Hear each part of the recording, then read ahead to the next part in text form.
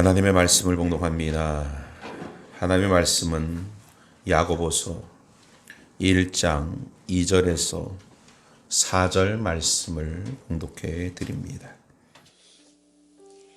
내 형제들아, 너희가 여러 가지 시험을 당하거든 온전히 기쁘게 여기라. 이는 너희 믿음의 시련이 인내를 만들어내는 줄 너희가 알미라. 인내를 온전히 이루라.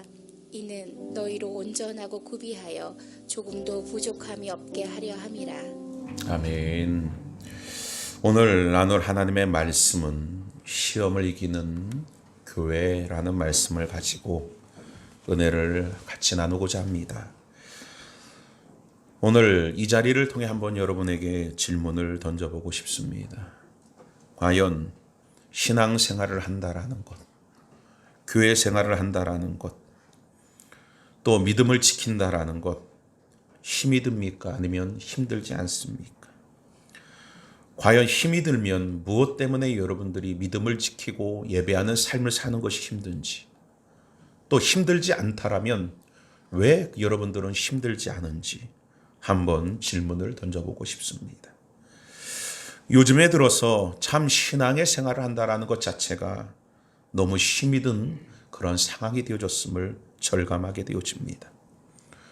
전 세계에 만연되어 있는 질병인 이 코로나 사태로 인하여 교회 출입이 지금 제한되어지고 있지요. 예배할 수 없는 고통이 교회에게 찾아왔습니다. 하나님 앞에 나아갈 수 없는 삶이 개인에게 찾아왔습니다.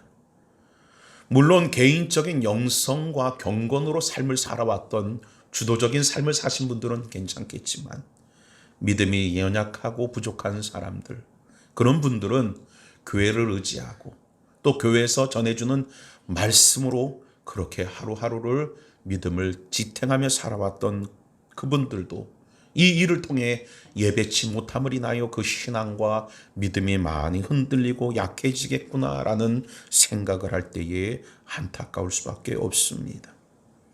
그러나 성경은 말씀합니다. 신앙생활을 신앙생활을 하면서 분명히 시험의 거리들이 하나님의 교회에게 또 믿음의 성도들에게 찾아오게 되어지고 그 찾아온 시험과 그 시련들이 교회와 성도들을 어렵게 만들 것이다 라고 이야기합니다. 예전에는 믿지 않는 부모, 믿지 않는 형제, 남편, 가족이 하나님 앞에 나아가 예배하는 삶의 걸림돌이 되어지고 때로는 그들이 시련과 시험거리가 되어졌던 적들이 있었습니다. 그러나 지금은 눈에 보여지지 않는 이 질병으로 인하여서 하나님 앞에 나아가는 것이 꺼려지고 예배하는 것이 두려워지는 그러한 시련과 시험이 우리들에게 찾아왔다라는 겁니다. 그러나 성경은 믿음의 사람들인 우리들에게 말씀합니다. 두려워하는 것은 하나님이 기뻐하는 모습이 아니라는 겁니다. 디모데후서 1장 17절에도 말씀합니다. 하나님이 우리에게 주신 것은 두려운 마음이 아니요 오직 능력과 사랑과 절제니 하고 여러분 말씀합니다. 믿음의 사람은 두려워하는 것이 아닙니다. 죽음을 두려워하지 않습니다. 환난을 두려워하지 않습니다. 고난을 두려워하지 않습니다. 왜입니까? 이 땅의 생명은 언젠가는 무너져버릴 생명이기 때문에 그것에 대한 두려움을 갖는 것이 아닙니다. 우리가 두려워하는 것이 아니라 이번 질병의 일들로 전염병의 일들로 우리는 조심을 해야 되는 것이지 두려움에 사로잡히는 건 아닙니다. 왜 조심해야 합니까? 하나님의 교회가 하나님의 사람들이 하나님의 이름의 영광을 가리울까 봐 조심해야 되는 겁니다. 나로 인하여 다른 사람이 전염이 되어지고 나로 인하여 많은 사람들이 고통하게 되어지는 그 일들이 하나님 앞에 죄송스럽고 부끄러운 일이기 때문에 빛된 자로서 그리스도 안에 덕을 끼치는 자로서 조심해야 하는 것이지 두려워하는 것은 아니다라고 생각합니다. 오늘 살아가는 우리들 또 교회에 지금 시련이 닥쳤습니다. 시험이 다가왔습니다. 야고보는 이런 시험에 대하여 시련에 대하여 어떻게 극복해야 될 것인가 교회에게 성도에게 말씀을 주고 있습니다. 먼저 성경이 말하고 있는 과연 시험은 무엇인가? 오늘 우리가 봉독했던 야고보 말씀 속에 시험에 대한 단어가 등장합니다. 이 시험이란 단어 속에는 두 가지의 의미로 원어에는 풀고 있는데 한글 성경에는 단지 시험이라는 단어 하나로 국한시키고 있습니다. 원어를 보게 되어지면 두 가지의 의미와 뜻을 담고 있는데 첫 번째의 의미는 2절 말씀한 것처럼 2절 같이 한 번 더 봉독합니다. 내 형제들아 너희가 여러 가지 시험을 당하거든 온전히 기쁘게 여겨라 라고 말합니다. 여기서 말하는 시험은 헬라어로 페이라스모이스라는 뜻입니다. 그러면 이 뜻은 뭐냐? 외부로부터 시작되어지고 외부로부터 우리 가운데 침입되어지는 시험, 시련을 가리켜서 바로 이것을 시험이다.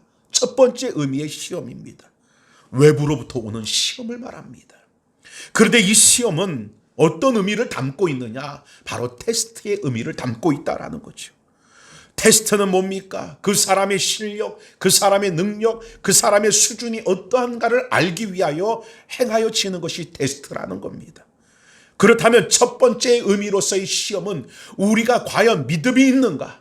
하나님을 의지하고 있는가? 이런 질병과 전염병의 두려움의 환경 속에서도 그 믿음을 잃지 않고 오직 소망을 하나님께 두고 있는가? 우리를 달아보시기 위한 테스트다라고 말할 수 있습니다. 그리고 두 번째 시험에 대한 또 다른 의미가 있습니다. 13절을 보게 되어지면 13절 가운데 기록됩니다. 자, 같이 봉독합니다. 사람이 시험을 받을 때에 내가 하나님께 시험을 받는다 하지 말지니. 자, 여기에서 나오는 시험은 무슨 시험이냐? 페이라존메노스라는 단어로서 영어에 여러분 temptation, 유혹이라는 의미를 담고 있다라는 겁니다. 이 유혹이라는 의미의 시험은 내부로부터 일어나는 것을 가리키고 말하고 있다라는 겁니다. 이 두 가지의 시험의 차이점이 뭡니까? 첫 번째 시험인 바로 이 시험은 테스트적인 것으로 하나님이 우리에게 주시는 시험입니다. 이 시험은 우리를 더 굳건한 믿음으로, 더 하나님을 의지하는 존재들로, 거룩한 백성으로 세우시는 하나님의 시험이 되어진다라는 겁니다. 지금 이 시대 가운데 일어나고 있는 코로나19의 이 절병, 전염병도 어찌 보면 하나님이 허락한 시련이라 여길 수도 있습니다. 이 시험으로 인하여 하나님의 백성들은 깨닫게 되어지는 겁니다. 예배하는 삶이 얼마나 소중하였던가, 하나님 앞에 나아갈 수 있는 삶이 얼마나 그 축복이었던가. 이스라엘 백성이 예루살렘 성전이 무너지고 때로는 바벨론에 포로되어 그 잡혀간 그 삶 속에서 그들이 애통했던 애통이 뭡니까? 예배했던 삶을 그리워하며 하나님 앞에 나아갔던 삶을 그리워하며 그들이 애통한 것이 아닙니까?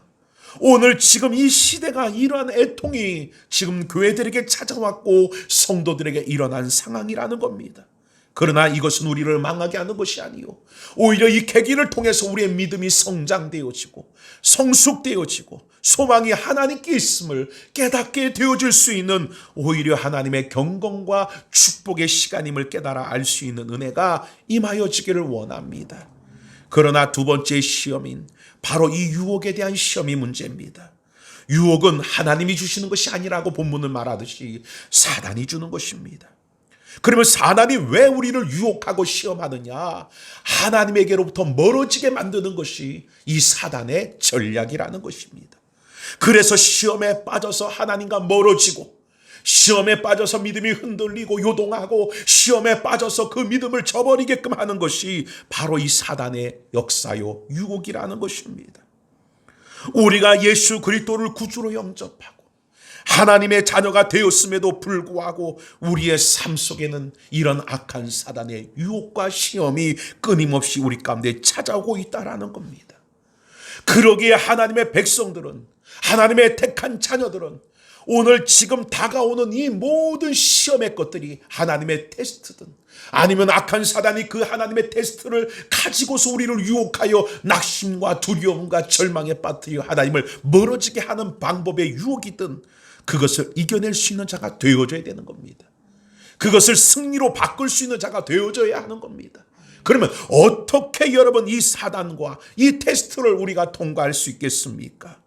바로 그렇기 위해서는 하나님의 말씀을 기억하는 자가 되어져야 될 줄 믿습니다. 2절에 우리가 봉독했던 하나님의 말씀처럼 뭐라 말합니까? 시험을 참는 자는 복이 있나니 이는 시련을 견뎌낸 자가 주께서 자기를 사랑하는 자들에게 약속하신 생명의 면류관을 얻을 것이기 때문이라 라고 말씀합니다. 또한 여러분 성경 가운데 여러분 12절 말씀이었죠. 지금 2절 가운데도 말합니다. 여러 가지 시험을 당하거든 어떻게 여겨라? 온전히 기쁘게 여겨라. 이는 너희의 믿음의 시련이 인내를 만들어내는 줄 알미니라 라고 성경은 여러분 말씀하고 있다라는 것입니다. 오늘 하나님은 우리들 가운데 이 시험의 일들을 주시는 이유가 뭡니까? 분명하게 우리로 하여금 믿음의 선능과 서게 하기 또한 위하여 이 일을 행하셨다라는 겁니다. 이 사건이 비슷한 내용이 아브라함에게도 있었습니다. 어느 날 하나님이 아브라함에게 찾아오십니다. 그리고 아브라함에게 찾아오신 하나님은 그 독자 이삭을 모리아 산에 데리고 올라가 번제로 드려라 라는 하나님의 시험 테스트를 그에게 명하십니다. 그때 아브라함이 오늘 하나님의 언약을 믿지 못하고 하나님의 언약을 신뢰하지 못하고 의지하지 못했다라면 어찌했겠습니까? 100세 때 어렵게 얻은 아들, 그 아들을 어찌 모리아 산에 번제로 드리려 하는 모습을 행할 수 있었겠습니까? 그러나 하나님 안에 아브라함은 죽였다가도 다시 살리시는 하나님을 믿었기 때문에, 그 약속을 신뢰했기 때문에 두려워하지 아니하고 그 아들 이삭을 모리아 산에 끌고 올라가 번제로 드리는 그 모습을 행하였다라는 것입니다. 결국 그 모든 하나님의 시험이 내가 어떻게 여기느냐에 따라서 유혹이 될 수도 있고 오히려 그 계기가 믿음을 성장케 하고 경건케 하는 능력이 되어줄 수도 있다라는 겁니다. 지금 일어나고 있는 이 질병의 일들과 전염병의 일들을 통해서 우리가 그것을 어떻게 대처하는가에 따라 우리의 믿음이 성장되어지고 거룩한 자로 거듭나게 되어지는 축복의 계기가 되어지기도 하며, 반대로 우리가 그것을 인하여 믿음을 저버리고 낙심하게 되어질 수도 있다라는 것입니다. 그러기 위해서는 어찌해야 합니까? 믿어야 합니다. 무엇을 믿어야 합니까? 하나님의 언약, 하나님의 말씀을 의지하고 믿어야 된다라는 것입니다. 그러할 때 그 모든 시련을 이겨내는 놀라운 역사가 나타나게 되어지는 것입니다. 성경 속의 믿음의 선조들을 바라볼 때 그들이 믿음으로 극복하고 모든 시험과 시련을 이길 수 있었던 이유는 다른 것이 아닙니다. 하나님의 약속을 믿고 하나님의 말씀인 언약을 믿고 그 말씀을 의지하고 순종하여 이긴 자가 되어졌다라는 것입니다. 성경은 고린도전서 10장 13절에 말씀합니다. 사람이 감당할 시험 밖에는 너에게 당한 것이 없나니 오직 하나님은 미쁘사 너희가 감당치 못할 시험 당함을 허락하지 아니하시고 시험 당할 즈음에 또한 피할 길을 내사 너희로 능히 감당하게 하시느니라. 할렐루야. 감당치 못할 시험은 없습니다. 감당치 못할 시련은 없습니다. 감당할 만한 시련입니다. 지금 벌어지고 있는 이 전염병의 일들도 감당할 만한 일들이라는 겁니다. 그런데 사단은 이 계기를 들여 우리에게 마음속에 두려움을 주고 염려를 주고 그 마음속에 여러분 불안감을 주고 하나님을 바라보지 못하고 자기의 육적인 삶을 바라보게 해서 결국 그들을 침륜에 빠뜨리게 하는 것이 사단의 역사라는 것을 기억하여 오늘 하나님 안에 다시 우리는 기도해야 합니다. 하나님 앞에 부르짖어야 합니다. 주여, 내 안에 하나님의 말씀이 나를 움직이게 하여 주옵소서. 하나님의 말씀에 대한 확신을 내게 주시고 하나님을 신뢰하는 믿음을 내게 주시옵소서. 할렐루야. 그때 말씀이 내 속에서 내 마음을 지배하고 말씀이 내 속에서 내 생각을 지배하게 되어질 때에 우리는 평안을 얻게 되어지는 놀라운 역사가 은혜 가운데 임하게 되어주는 줄 믿으시기를 주의 이름으로 축원을 드립니다. 그래서 3절 4절을 말합니다. 이는 너희의 믿음의 시련이 인내를 만들어내는 줄 알미니라. 인내를 온전히 이루라. 이는 너희로 온전하고 구비하여 조금도 부족함이 없게 하려 함이라. 망하게 하는 것이 아닙니다. 무너지게 하는 것이 아닙니다. 오히려 온전케 하시기 위한 시험이다 라고 말합니다. 우리는 시험을 이길 힘이 없습니다. 우리는 시험을 이길 만한 능력도 없습니다. 그러게 우리가 주만 의지하는 겁니다. 주를 바라보는 것입니다. 우리 찬양한 장들입니다. 주여, 우린 너무 연약합니다. 이게 우리의 고백 아닙니까? 이게 우리의 모습 아닙니까? 오늘 하나님 앞에 우리가 기도해야 될 것이 바로 이겁니다. 주여, 힘이 없는 자, 연약한 자, 오직 하나님의 은혜가 우리를 붙들어 주옵소서. 우리 하나님 앞에 찬양 한번 드립니다.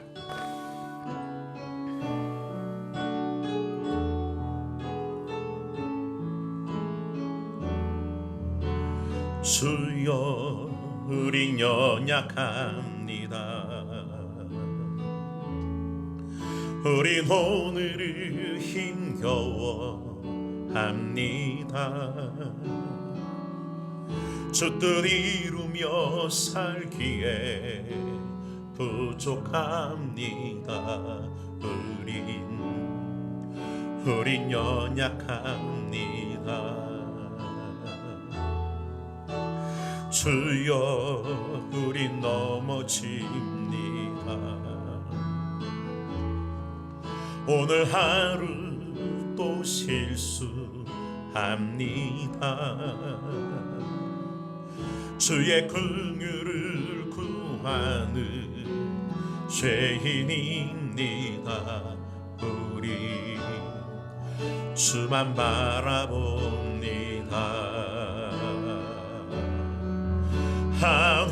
한없는 주님의 은혜 온 세상 위에 넘칩니다. 가릴 수 없는 주여 온 땅 위에 충만합니다.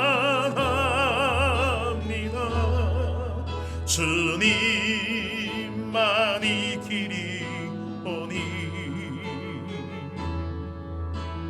우린 그 길 따라갑니다. 그날에 우리를 이루시 주는 완전합니다. 할렐루야. 우린 연약해요. 우리 교회도 연약해요. 저부터 우리 성도들은 다 연약합니다. 그러나 연약지 않고 완전한 분이 계시지 않습니까? 우리 주님은 완전합니다. 이 세상도 연약합니다. 세상에 과학이 발달되고 문명이 발달되고 의술이 발달되고 모든 게 발달되어져도 이 조그만한 전염병 하나로 인하여 세계가 무너져가고 있습니다. 우리가 바라보고 의지할 이는 오직 주 예수 한 분밖에 없습니다. 그러기에 이 계기를 통해 우리는 기도해야 합니다. 주님만 더 의지하게 하옵소서. 주님만 더 신뢰하게 하여 주옵소서. 우리의 연약함을 고백할 수 있는 은혜가 임하여 주기를 원합니다. 성경을 보면 믿음으로 섰는 줄 알았지만 연약했던 사람들이 나오지요. 넘어졌던 사람들이 나옵니다. 시험에 빠진 자들이 나옵니다. 우리가 잘 아는 다윗도 마찬가지입니다. 많은 고난과 고통, 사울의 죽임의 고통을 다 극복한 다윗이 이제는 왕이 되어지고 모든 것이 평안하여졌을 때에 그에게 유혹이 찾아옵니다. 시험이 찾아옵니다. 사단의 여러분 유혹에 넘어가고 맙니다. 그것은 다른 것이 아닌 우리아의 아내 밧세바를 범하는 죄를 짓게 되어지고 말았다라는 겁니다. 성경은 이러한 연약한 부분들을 자세히 기록합니다. 그 이유는 바로 뭡니까? 우리는 연약하다라는 겁니다. 우리는 완전한 자가 아니라는 것입니다. 그러기에 주님이 아니면은 우리는 늘 넘어지고 주님이 아니면 우리는 늘 무너질 수밖에 없는 존재들이라는 겁니다. 제자들에게 찾아온 사단은 그 마음속에 하나님의 나라가 아니라 세상의 나라를 집어넣고 그 세상의 나라를 그 마음속에 품은 제자들은 예수님이 이 나라의 왕이 되어졌을 때 오른쪽 왼쪽에 서로 앉겠다고 시기하고 질투하는 모습으로 나타나게끔 되어지더라는 겁니다. 결국 예수님이 십자가를 지는 일이 발생되어지니 그들은 뿔뿔이 도망쳐가는 존재가 되어지고 맙니다. 우리는 연약합니다. 우리는 여러분 늘 넘어질 수밖에 없는 존재입니다. 그러나 하나님이 우리를 붙잡아 주시면, 완전하신 하나님이 우리를 붙들어 주시면 우리는 여러분 무너지지 않는 줄 믿으시기를 주의 이름으로 축원을 드립니다. 그래서 본문에도 야고보는 말합니다. 9절, 10절, 11절에 말하기를 낮은 형제는 자기의 높음을 자랑하고 부한 자는 자기의 낮아짐을 자랑할지니 이는 그가 풀의 꽃과 같이 지나감이라. 해가 돋고 뜨거운 바람이 불어 풀이 말리면 꽃이 떨어져 그 모양의 아름다움이 없어지나니 부한 자도 그 행하는 일에 이와 같이 쇠잔하리라. 성경은 말합니다. 온전한 것이 없습니다. 완전한 것이 없습니다. 다 연약한 것뿐입니다. 온전치 못한 것뿐이라는 것입니다. 오늘 우리는 온전치 못하나 하나님을 의지할 때에, 우리는 여러분 그 가운데 연약하나 하나님을 의지할 때에 완전하신 하나님, 능하신 하나님이 우리로 하여금 이 모든 것들을 넉넉히 이기게 하신 은혜가 임하게 되어주는 줄 믿습니다. 다윗은 어린아이로 전쟁을 할 줄 모르는 사람입니다. 그러나 형들을, 그 군대에 간 형들을 찾아갔을 때에 골리앗과 전쟁을 벌이게 되어집니다. 어린아이입니다. 연약합니다. 싸울 줄 모릅니다. 무기도 없습니다. 자신이 짐승을 돌볼 때 썼던 물매를 가지고 골리앗 앞에 섭니다. 그는 말합니다. 자신의 힘을 말하지 않습니다. 자기의 능력을 말하지 않습니다. 오늘 바로 만군의 여호와의 이름을 말합니다. 그 이름을 외치며 너는 칼과 단창을 의지하지만 그것은 너를 지키는 것이 되지 못한다라는 겁니다. 나는 만군의 여호와의 이름으로 내게 가노라 하며 그 여호와를 힘으로 삼고 여호와를 능력으로 삼아 나아갈 때에 자신의 힘이 아닌, 자신의 능력이 아닌 여호와의 힘과 그 능력으로 골리앗을 쓰러뜨리는 은혜가 임하게 되어진 줄 믿습니다. 그러므로 이 모든 어려움의, 이 시련과 시험의 이 세월들을 우리의 힘으로는 이길 수 없습니다. 만군의 여호와를 의지하십시오. 십자가에서 우리를 구원하기 위하여 피 흘리신 주님을 의지할 수 있는 여러분들이 주 안에 가운데 임하여 지기를 주의 이름으로 축원을 드립니다. 사단은 끊임없이 우리를 넘어뜨리려 합니다. 마태복음 4장을 보다시피 예수 그리스도조차도 광야 가운데 40일 금식하고 난 후에 마귀에게 시험을 당하게 되어집니다. 마귀는 끊임없이 예수님에게 다가와 예수님을 시험합니다. 배가 고프니 돌을 명하여 떡이 되어 그 배고픔을 해결하라. 마귀는 끊임없이 얘기합니다. 높은 데 올라가 거기서 뛰어내려라. 네가 하나님의 아들이면 천사들이 너를 지켜 너의 발이 땅에 상하지 않게 할 것이다. 또한 세상을 다 보여주며 내게 절하라. 이 모든 것을 내가 너에게 줄 것이다 라고 유혹합니다. 그때 예수님은 물리치십니다. 사람이 떡으로만 살 것이 아니요 하나님의 입에서 나오는 모든 말씀으로 살 것이니라. 주 너희 하나님을 시험하지 말라 하였느니라.